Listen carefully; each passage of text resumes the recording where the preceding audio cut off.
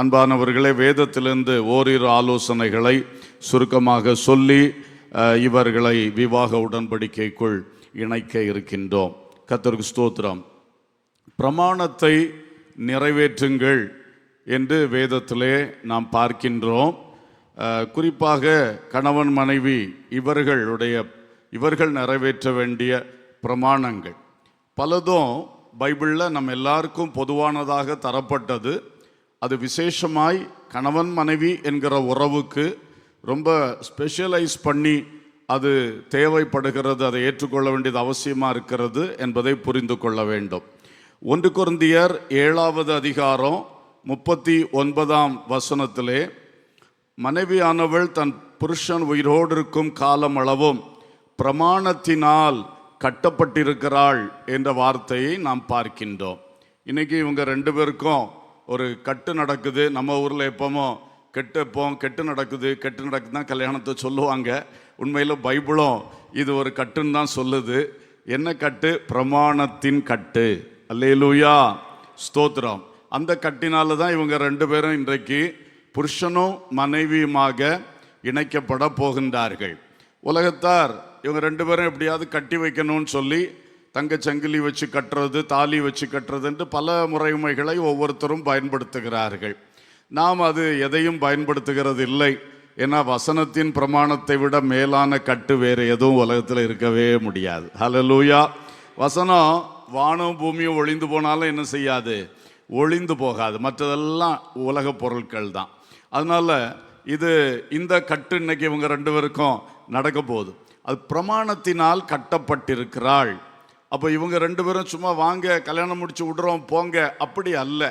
இவங்க ஆண்டவர் தந்திருக்கிற அந்த பிரமாணத்தின்படி இணைக்கப்பட்டு இனி இந்த பிரமாணத்தின் வழியிலே இவங்க வாழ்க்கையை கொண்டு நடத்த வேண்டும். அதுதான் தேவ பிள்ளைகளுடைய வாழ்விலே எதிர்பார்க்கிற விஷயம். பைபிளில் நம்ம படிக்கிறோம், வேத பிரமாணம் என்ற வார்த்தையை படிக்கிறோம். விசுவாச பிரமாணம் என்று சொல்லியிருக்கு, ஆவியின் பிரமாணம்னு சொல்லியிருக்கு. பழைய ஏற்பாட்டில் எப்போவும் நியாயப்பிரமாணம் சொல்லியிருக்கோம். புதிய ஏற்பாட்டு தேவ மக்களாகிய நமக்கு அந்த நியாயப்பிரமாணத்தினுடைய நோக்கம் வெற்றியாய் நிறைவேறத்தக்கதாக நியாயப்பிரமாணத்தின் சடங்குகளை அகற்றிவிட்டு விசுவாச பிரமாணத்தை இயேசு கிறிஸ்து நமக்கு தந்திருக்கிறார். அதோடு கூட ஆவியின் பிரமாணம், என்னை பாவம் மரணம் என்பவைகளிலிருந்து விடுதலையாக்கிற்று என்ற வசனத்தின்படி பரிசுத்த ஆவியை தந்து ஆவியின் பிரமாணத்தையும் தந்திருக்கிறார். எனவே இந்த நமக்கு தரப்பட்டிருக்கிற முழு வேத பிரமாணம் அதை விசுவாச பிரமாணமாக ஆவியின் பிரமாணமாக நம்ம கை கொள்ளும் போது தனி வாழ்விலும் வெற்றி, நித்திய ஜீவனை பெற முடியும். நம்ம வாழ்க்கையில் குடும்ப வாழ்க்கை என்பது ரொம்ப முக்கியம். அதுவும் பிரமாணத்தினால கட்டுறாரு, பிரமாணத்தின் வழி நடத்துகிறார். அந்த பிரமாணங்களும் இந்த வேத பிரமாணத்துக்குள்ள தான் இருக்கிறது. அல்லேலூயா, ஸ்தோத்திரம். இப்போ இந்த கணவன் மனைவி என்று சொல்லும் பொழுது விசேஷமாக ஆண்டவர் சொல்லியிருக்கிற 1-2 பிரமாணங்களை மட்டும் சுருக்கமாக நினைப்பூட்டுகிறேன்.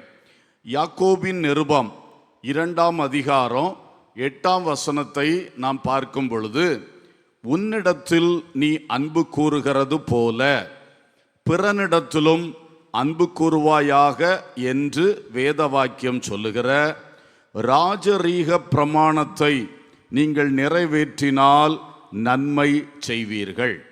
அல்லேலூயா. எல்லா சகோதரங்களுக்கும் சொல்லப்பட்டது தான். ஆனால் கணவன் மனைவிக்கு இது ரொம்ப ஸ்பெஷல். உன்னிடத்தில் நீ எப்படி அன்பு கூறுகிறாய், அதே மாதிரி பிறனிடத்திலும் என்கிற இடத்துல உன் மனைவியிடத்திலும் அன்பு கூறு. உன்னிடத்தில் நீ எப்படி அன்பு கூறுகிறாய், அதுபோல உன் புருஷனிடத்திலும் அன்பு கூறு. அப்போ நமக்கு அந்த அன்பு கூறுதல் என்பதிலே ராஜரீக பிரமாணம், ராயல் கமாண்ட்மெண்ட், அரச கட்டளை, ராஜ கட்டளைன்னு சொல்லுவாங்க. அதே மாதிரி ஒரு கட்டளையை தான் கர்த்தர் தந்திருக்கிறாராம். என்ன செய்யணுமா? நான் உன்னை நேசிக்கிறேன், உங்களை நான் நேசிக்கிறேன் அப்படி பேச்சளவில், அப்படி வசதிக்காக நேசிக்கிறது, இப்படி பல விஷயங்கள் இருக்கு இல்லையா? அவர் நேசிக்கும் போது நேசிப்பேன், எனக்கு பிடிச்ச மாதிரி அவர் நடந்துக்கிட்டா நேசிப்பேன். இதையெல்லாம் தாண்டி உன்னை நீ எப்படி நேசிக்கிறாய், அதே போல உன்னுடைய வாழ்க்கை துணையும் நீ என்ன பண்ணு, நேசின்னு சொல்றார். ஹல்லேலூயா. இது குடும்ப வாழ்க்கையில் நிச்சயம் 100% வெற்றியாக இருக்கும். இதை ப்ராக்டிஸ் பண்ணணும். மனைவியை பார்க்கும்போது சில காரியம் ரொம்ப ஹாப்பியாக இருக்கும், சில காரியம் பார்க்கும்போது அந்த ஹாப்பிக்கு நேரம் மாறி இருக்கும். அப்போ நினைக்கணும், இப்போ இவளை நேசிக்க முடியலையே. அப்படி மனசில் வரும் பொழுது நான் என்ன நேசிக்கிறேன்னு, என்கிட்டையும் சில சுபாவம் எல்லாம் சரியில்லாத சுபாவம், எனக்கே பிடிக்கல என் சுபாவம் சில சமயம். அப்படி தானே, எல்லாருக்கும் அப்படி தான். அப்போது அவளுக்கும் அது இருக்கும், நான் என்ன நேசித்துட்டு தானே இருக்கேன், என் சுபாவம் சில சரியில்லை, என்கிட்ட சில குறை இருக்குன்னு என்னை நான் வெறுத்துட்டு கிடக்கிறேன்னா இல்லையே. அப்போ அதே மாதிரி என்னை நேசிக்கிறது போல அவளையும் நான் நேசிக்கணும். இதே மாதிரி மனைவியும் என்னை நேசிக்கிறது மாதிரி என் புருஷனையும் நேசிக்க வேண்டும் என்கிறது. அது வாழ்க்கைக்கு மட்டும் இல்லையா, மொத்தத்தில் நம்ம ராஜரீக பிரமாணத்தை நிறைவேற்றி கர்த்தருக்கு மகிமையாக வாழ்கிறோமா. இயேசு சொன்னார், நியாயப்பிரமாணத்தை 2 வார்த்தையில் நடத்திடலாம். ஒன்று, உன் தேவனாகிய கர்த்தரிடத்தில் முழு இருதயத்தோடு என்ன செய், அன்பு கூறுவாயாக. அதுதான் பெரிய முதலாம் கற்பனை. அதுக்கு ஒப்பான 2ஆம் கற்பனை, உன்னிடத்தில் நீ அன்பு கூறுவது போல பிறனிடத்திலும் அன்பு கூறுனார். அதுதான் யாக்கோபு இங்கே எடுத்து எழுதியிருக்கிறார்.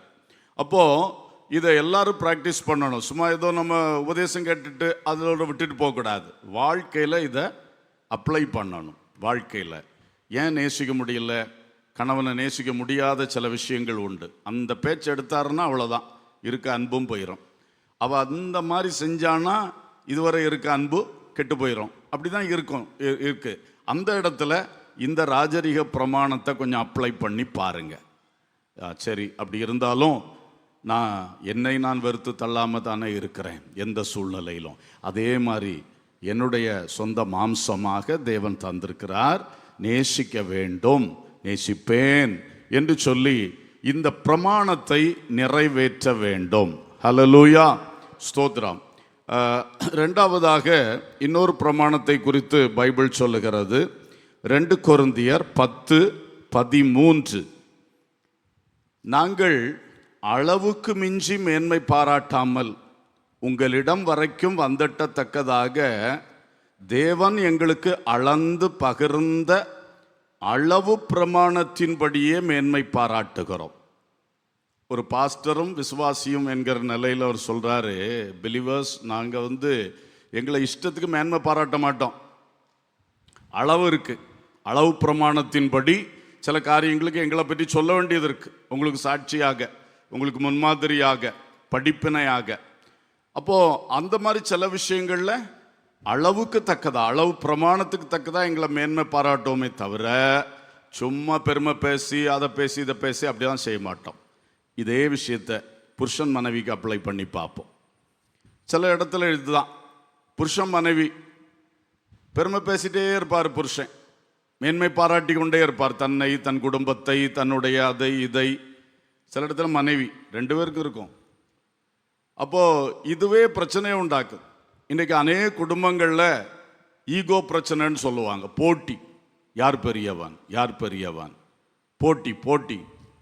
ஒரு ஐயா சில ஆண்டுகளுக்கு முன்பு ஃபோன் பண்ணார், ஐயா எனக்கு வயசாச்சு, என் மகனும் மருமகளும் வீட்டில் நடத்துகிற விஷயத்தை பார்த்தா ரொம்ப வேதனையாக இருக்கு ஐயா. ஒரு ஆள் இன்ஜினியர், ஒரு ஆள் டாக்டர். ஆனால் 2 பேரும் கை நிறைய நல்ல சம்பளம் இருக்குது, எல்லாத்துக்கும் ஒன்றுக்கும் குறைவில்லை. ஆனால் ஒரு நாளும் வீட்டில் அமைதி கிடையாது. ஏன்னா 2 பேருக்குள்ள போட்டி. ஒரு வார்த்தை அவர் சொன்னால் இவ விட்டு கொடுக்க மாட்டா, இவ சொன்னால் அவர் ஏற்றுக்க மாட்டார். யார் அதில் ஜெயிக்கிறது, யார்? அதான் அந்த போட்டி, ஈகோ. உள்ளுக்கு ஒரு பெருமை கிடக்கு. அப்போ பாருங்க, அந்த மேன்மை பாராட்டல் ஓரளவுக்கு தேவை. ஏன்னா தன்னை பற்றி பேசாமல் இருக்க முடியாதுல்ல. புருஷனுக்கு மனைவி தன்னை பற்றி நல்லாவே சொல்லணும், சொல்ல வேண்டியதை சொல்லணும். மனைவிக்கு புருஷனும் தன்னை பற்றி சொல்ல வேண்டியதை, வெளிப்படுத்த வேண்டியதை நல்லா வெளிப்படுத்தணும். அப்போ தான் 2 பேருக்கும் ஒரு மனம் வரும், புரிந்து கொள்ளுதல் வரும். ஒருத்தருக்கு ஒருத்தர் விட்டு கொடுத்து ஒரு நல்ல அட்ஜஸ்ட்மெண்ட்டில் அழகாக போக முடியும். ஆனால் அதுக்குன்னு சொல்லி சும்மா தன் பெருமைகளையே பேசி பேசி அடுத்த ஆளுக்கு எரிச்சலை ஊட்டிகிட்டு இருக்கக்கூடாது. இந்த குடும்பத்தில் இருக்க குறைய பார்த்தோம், எங்கள் வீட்டில் பார்த்தீங்கன்னா அப்படி இருக்கும் இப்படி இருக்கும். இது ஒரு வழக்க பேச்சாக மாறிடுச்சு நிறைய வீட்டில். இப்படி ஒப்பிட்டு கம்பேர் பண்ணி கணவனும் மனைவியும் மாறி மாறி பேசக்கூடாது. அது உங்களுக்குள்ள இருக்கிற அன்பை கெடுக்கும். அது நல்லா இருக்காது. உள்ளத்தில் அவங்க சில சகிச்சுக்கிடுவாங்க, அப்படியா ஆன்னு சொல்லிட்டு இருப்பாங்க. ஆனால் உள்ளத்தில் காயங்கள் வரும். அப்படி வராமல் அளவு பிரமாணத்தை எந்தெந்த இடத்துல அந்த அளவு பிரமாணம் கரெக்டாக இருக்கணுமோ அதை பார்த்துக்கணும். பவுண்டரி செட் பண்ணிக்கிடணும். எல்கை தாண்டப்படாது. வார்த்தை கணவனும் மனைவி பேசுகிற மாதிரி வேற யாரும் ஃப்ரீயாக பேச முடியாது. அவ்வளோ உரிமை இருக்குது, ஃப்ரீயாக பேசலாம், ஒரே மாம்சம் தானே. ஆனால் அதுலேயும் சில எல்லை கோடு இருக்கணும். எல்லாம் மிஞ்சினா யாருக்கும் வருத்தமும் வேதனையும் தான் வரும். அது ஓவராக போச்சுன்னா சஞ்சலமும் தவிப்புமா வாழ்க்கை இருக்கும். அது வாழ்க்கையில் எல்லா பகுதியிலையும் ரிஃப்ளெக்ட் ஆகும். ரொம்ப கஷ்டமாக இருக்கும். நீங்கள் தான் அதை விதைச்சிட்டு நீங்கள் தான் அறுவடை பண்ணுவீங்க. அதனால நம்ம எல்லாத்துக்குமே ஒரு அளவு கரெக்டாக வச்சு அளவு பிரமாணத்தின்படி போகணும். அவரவருக்கு அளவு வச்சுருக்கணும். அதே வேளையில் மற்றவர் அளவில் நம்ம வச்ச அளவில் அவர் நிற்பார்னு எப்போவுமே எதிர்பார்க்க கூடாது. எல்லை தாண்டவும் செய்வாங்க. எல்லை தாண்டும் போது சகித்து கொள்ளணும். பாஸ் சொன்னார்ல, ஒருவரை ஒருவர் தாங்கி, ஒருவருக்கு ஒரு குறைபாடு இருந்தால் கிறிஸ்து உங்களுக்கு மன்னித்தது போல ஒருத்தருக்கு ஒருத்தர் என்ன பண்ணுங்க, மன்னித்து கொள்ளுங்க. ஏன் அப்படி சகிக்க வேண்டியது வருது, தாங்க வேண்டியது வருது, மன்னிக்க வேண்டியது இருக்குன்னா பார்ட்னர் எல்லை தாண்டி இருக்காப்புல. எல்லை தாண்டாமல் இருந்தால் ஒரு பிரச்சனை இல்லையே. ஆனால் பேச்சில் தாண்டிடும், கிரியையில் தாண்டிடும், ஒரு முகபாவனையிலே எல்லை தாண்டிடும். அந்த முகத்தை இவரால் சகிக்க முடியாது. அவளுக்கு சில பாடி லாங்குவேஜ், சில செய்கைகளை இவரால் தாங்க முடியாது. இதெல்லாம் இயற்கை குடும்பத்தில். ஆனால் அன்பானவர்களே, கண்டிப்பாக நமக்கு நாம் அளவு வச்சுருக்கணும். நான் அடிக்கடி சொன்னாலும் எல்லாருக்கும் புரியதுக்காக சொல்கிறேன். நாங்கள் சின்ன வயசில் ப்ரைமரி ஸ்கூல் படிக்கும்போது மர டெஸ்க்கு, மர பெஞ்சு, 2 பேருக்கு ஒரு டெஸ்க்கு. நாங்கள் என்ன பண்ணுவோம், கரெக்டாக லைன் போட்டு பிரித்து வச்சுருப்போம். பெஞ்சிலையும் ஒரு லைன் இருக்கும், டெஸ்க்லேயும் லைன் இருக்கும். அங்கே தான் இருக்கணும். நீ உன் அளவு தாண்டி எல்லை தாண்டி இங்கே வரக்கூடாது. டீச்சர் பாடம் எடுத்துருக்கும்போது இப்படி இருந்து கேட்குற ஒரு பழக்கம் உண்டு. இப்படி கேட்டு கேட்டு இந்த கை என்ன செய்கிறோம், எல்லை தாண்டிடும். உடனே அடுத்த ஆள் மர ஸ்கேல் வச்சு ஒரு அடி இந்த இதில் போடுவாப்புல. இது மாணவர்களுக்கு கரெக்டு தான். குடும்பத்தில் கணவன் மனைவி இப்படி வாழ முடியுமா? முடியாது. அதனால தான் சொன்னேன், அளவு இருக்கணும், அளவு பிரமாணம். அதை வெளில கொஞ்சம் எல்லை தாண்டுவதை எக்ஸ்கியூஸ் பண்ணணும், சகிக்கணும், மன்னிக்கணும். அதை மனசில் எடுத்து வச்சு 1 2 3ன்னு கட்டி எழுப்பி கடைசியில் என்னைக்கா ஒரு நாள் போட்டு உடச்சி அப்படியெல்லாம் செய்யவே கூடாது. மன்னித்து மறக்கணும். இனி இன்னொரு பிரமாணம் பாருங்க, பைபிள் சொல்லுது. 2 கொரிந்தியர் 8ஆம் அதிகாரம் 14 15. எப்படியெனில் மிகுதியாய் சேர்த்தவனுக்கு அதிகமானதும் இல்லை, கொஞ்சமாய் சேர்த்தவனுக்கு குறைவானதும் இல்லை என்று எழுதியிருக்கிற பிரகாரம் சமநிலை பிரமாணத்தின்படியே அவர்களுடைய செல்வம் உங்கள் வறுமைக்கு படிக்கு இக்காலத்திலே உங்களுடைய செல்வம் அவர்களுடைய வறுமைக்கு உதவுவதாக. சமநிலை பிரமாணம் அப்படின்னு ஒன்று பைபிள் நமக்கு சொல்லுது. எத்தனை பிரமாணத்தை சொல்லுது பாருங்க. இவங்க 2 பேரும், இவங்களுக்குள்ள ஒரு பேலன்சிங் பிரமாணம் இருக்கணுமா, சமநிலை பிரமாணம் இருக்க வேண்டும். இங்கே சொல்லியிருக்கு, ஏழைகள் ஐஸ்வர்யவான்கள். அவங்க இன்னைக்கு ஏழைகளாக இருக்கனால உங்கள் ஐஸ்வர்யம் கொஞ்சம் அவங்களுக்கு உதவட்டும், கொடுங்க. இனி நாளைக்கு அவங்க ஐஸ்வர்யவானாக இருந்து நீங்கள் கஷ்டப்படும் போது அவங்க உங்களுக்கு உதவி செய்வாங்க. ஒரு பேலன்ஸ் ஆகும். சமநிலை பிரமாணம் இப்படி சொல்லியிருக்கு. இதுதான் இது கணவன் மனைவிக்கு நம்ம அப்ளை பண்ணும் பொழுது பள்ளங்கள் எல்லாம் உயர்த்தப்பட வேண்டும், மேடுகள் தகர்க்கப்படணும்னு சொன்ன வசனத்தின்படி அது நிறைய விஷயம் சமப்படுத்த வேண்டியது ரொம்ப இருக்கு. அதை ரொம்ப ஞானமாக செய்தால், 2 பேரும் அதை புரிந்து கொண்டு செய்தால் அந்த குடும்பம் நல்ல ஒருமனமாக ஒன்றாக முன் செல்வார்கள். ஹல்லேலூயா. அந்த ஒருமனப்பாட்டுக்கு பெரிய பெரிய ஆசீர்வாதம் இருக்கு. 2 பேரும் சேர்ந்து ஜெபித்தான கேப்பேன்னு சொல்லியிருக்கார். 2 பேரும் சேர்ந்து 16 துரத்தலான்னு சொல்லியிருக்கார். நிறைய நன்மை இருக்கு. ஆனால் அதுக்கு இந்த பிரமாணங்களை காத்து நடந்தா நடக்க முடியும், அந்த வெற்றி கிடைக்கும். அல்லேலூயா, ஸ்தோத்திரம். ஆகையினால அன்பர்களே, இந்த சமநிலை பிரமாணம் நிறைய விஷயத்தில் சொல்லலாம். இப்போ பாஸ்டர் நம்ம பாலன் பாஸ்டர் சொல்லும்போது காரியம் சொன்னார். எல்லாருக்கும் குறை உண்டு, எல்லாருக்கும் நிறைவும் உண்டு. ஒருத்தன் ஃபுல்லாக நிறையும், இன்னொரு ஆள் நிறைவு இல்லாமல் அப்படி ஆண்டவர் படைக்கவே இல்லை. இயேசு ஒருவர் தவிர இந்த உலகத்தில் வாழ்ந்ததில் எல்லாத்தையும் குறை உண்டு. இவங்களுக்கும் அப்படி தான், 2 பேருக்கும் குறையும் உண்டு, நிறையும் உண்டு. அப்போது இந்த மணமகளுடைய ஒரு குறை வெளிப்படுது. அப்போ புருஷன் அந்த இடத்துல எங்கே நிற்கிறார்? மேலே நிற்கிறார். என்ன இவா அப்படின்னு கீழே நோக்கி பார்க்குற ஒரு நிலை வரும். சுபாவத்தில் தான் முக்கியமாக குறைபாடு அதிகமாக வரும். அப்போ அந்த இடத்துல என்ன செய்யணும்? இவர் குற்றஞ்சாட்டாமல் அதை சமப்படுத்தணும். பள்ளத்தை உயர்த்துகிறது தான் சமநிலை பிரமாணம். சரி, இதில் ஏன் இப்படி அவள் அழுதுட்டா, இல்லைன்னா இப்படி பேசிட்டா, இப்படி பண்ணிட்டா, சரி அவளை கொஞ்சம் தூக்கி எடுப்போம். அந்த இடத்துலேருந்து என்ன செய்வோம்? தூக்கி எடுப்போம். அதான் பார்க்கணும். இதை முக்கியம். இன்னும் ஒருவேளை புருஷன் சில இடத்துல ரொம்ப தைரியசாலியாக காணப்பட்டாலும் சில சமயம் புருஷங்களுக்கும் பயம் வரும், கலக்கம் வரும். அப்போ அவர் கொஞ்சம் டவுன் ஆயிட்டார். அப்போ மனைவி, என்னத்தை நீங்களே இப்படி இருந்தா அப்படின்னு பேசக்கூடாது. அந்த இடத்துல ஒன்றும் பயப்படாதீங்க, நம்ம இதுவரைக்கும் எத்தனை காரியத்தை தாண்டி வந்திருக்கோம். இயேசு நம்மளை கைவிட்டாரா? இதுலையும் விடமாட்டார். அதான் தூக்கி எடுக்கிறது, பள்ளங்கள் உயர்த்தப்படுவது. இனி மேடுகளை சமப்படுத்துவது கொஞ்சம் கஷ்டம்.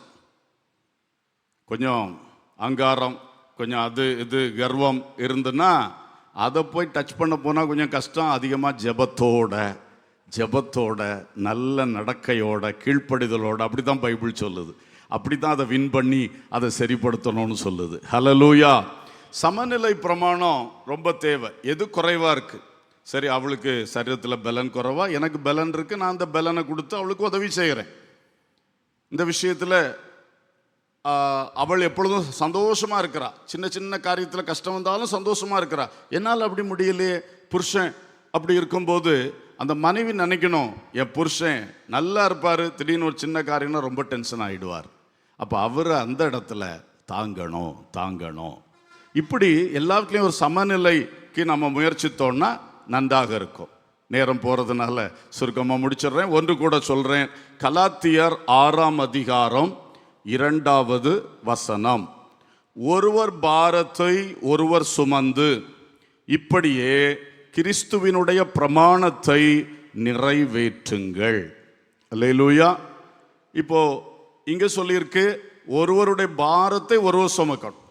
அவ பாரத்தை அவர்களே சுமந்துட்டு, இவர் பாரத்தை இவரே சுமந்துட்டு என்று சொல்லுவது சரியாக. அது கிறிஸ்துவின் பிரமாணம் இல்லை, உலக பிரமாணம். கிறிஸ்துவின் பிரமாணம் ஒருவர் பாரத்தை ஒருவர் சுமக்கிறது. கணவன் பாரத்தை மனைவி சுமக்கிறது, மனைவியின் பாரத்தை கணவன் சுமக்கிறது. அது ரொம்ப முக்கியமான விஷயம். இப்போ இயேசுவின் சீடர்கள் எல்லாருக்குமே அழைப்பு என்ன?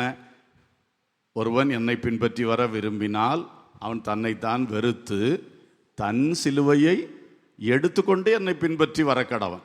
அப்போ தன் சிலுவை, இயேசுடைய சிலுவை சுமக்க இப்போ சொல்லலை. உனக்கு ஒரு சிலுவை இருக்குது, அன்றாடம் உனக்கு சில பாடுகள் இருக்குது, ஒரு சரீரம் இருக்குது, அதுவே ஒரு சிலுவையாக இருக்குது. பல வேளையில் சரீரத்தில் வரக்கூடிய கஷ்டங்கள், பொருளாதார கஷ்டம் சிலுவையாக இருக்குது. இந்த பாடுகளை சுமந்து தான் வரணும். இதே மாதிரி தான் கணவன் மனைவி, அவரவருக்கு ஒரு சிலுவை இருக்குது. ஆனால் அடுத்த மனைவி சுமக்கிற சிலுவையை கணவன் கொஞ்சம் சுமந்து கொடுக்கணும். பாரத்தை சுமந்து மாறி ஆகையினாலே இதோடைய ப்ராக்டிக்கல் இம்ப்ளிகேஷன்ஸ் மிக ஆழமாக இருக்கிறது. நிறைய விஷயத்தில் நம்ம செய்ய வேண்டியிருக்கிறது. இந்த மாதிரி பிரமாணத்தை நிறைவேற்றுங்கள். அது மட்டுமல்ல, இன்றைக்கி இவங்க இணைக்கப்படுகிற பிரமாணம் நமக்கு தெரியும். தேவன் உங்கள் இருவரையும் இணைக்கிறார். இது தேவனால் உண்டானது. தேவன் உங்களை ஒரு குடும்பமாக ஏற்படுத்துகிறார். இதுதான் வேதம் நமக்கு கற்றுத்தருகிற பிரமாணம். அதனால் அதில் கரெக்டாக இருக்கணும். மனுஷன் தன் தகப்பனையும் தாயும் விட்டு பிரிந்து மனைவியோடு இசைந்திருக்க கடவன்.